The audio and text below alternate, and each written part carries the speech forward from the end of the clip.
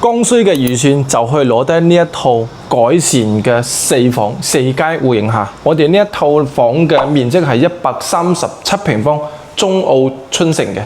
呢個戶型做到4階嘅話，係整個小區最實用、最好用、最熱銷嘅一個戶型。如果想去改善嘅，可以大膽過嚟詳細了解我哋呢一套房。而家價錢亦都相當之實在，1萬蚊咁上下就攞到單價嚇。而且佢呢度整體保養亦都非常之好喎，裝修咗大概2年時間，一手業主之前買咗嚟，從來冇去裝修嘅。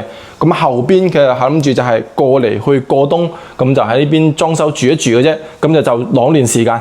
嗱，呢個部位你開到嚟做一個房間，佢就堆咗啲雜物，佢唔係經常住下，所以好多雜物就放咗喺度。咁就睇你自己後期啦。咁呢啲櫃佢全部做好晒㗎啦。嗱，呢啲鞋櫃、儲物櫃一排喺呢個位置，整體裝修係非常之協調嘅。咁呢個就係餐廳，再加埋大廳都 OK 嘅啦。東南面睇翻小區內緣下，依家我哋呢個係高層嚟嘅嚇，中高層啦。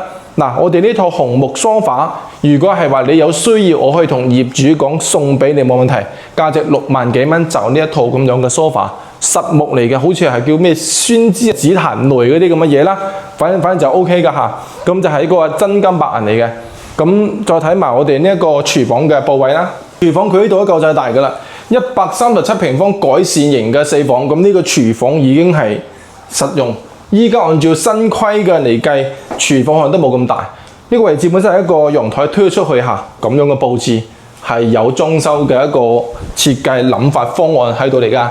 咁睇完呢個大廳、餐廳入戶位，咁就睇我哋每個房間嘅啦。呢個係其中一個房間啦嚇，3邊落床，齋呢個房間可以有11個平方，就係呢個房間非常之大。咁就係其，但係亦都有個細房，呢個位置係鬆到細咗些少啦。呢個細房1.5米嘅床做唔到3邊落床，但係有個窗喺呢個位置。咁呢度就可以就係，如果你唔需要咁多房間，呢個做書房係可以噶嚇。但係宮圍好大啊！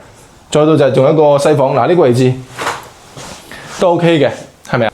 呢啲房間，咁再入嚟就係我哋呢個主人房，主人房就係主衛啦。嗱，一個大嘅房間，咁呢啲衣帽間肯定少唔到噶啦。兩排一個櫃喺呢個位置，咁到就喺度做翻個化妝台都 OK 嘅，係咪啊？咁就係再加埋呢個就係3邊落床，2米嘅大床望翻出我哋呢個園景，呢個位置就係泳池嚟噶啦。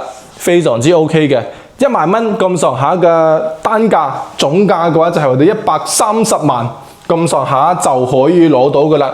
如果感興趣了解我哋呢套房嘅詳細情況，隨時聯繫我約睇房。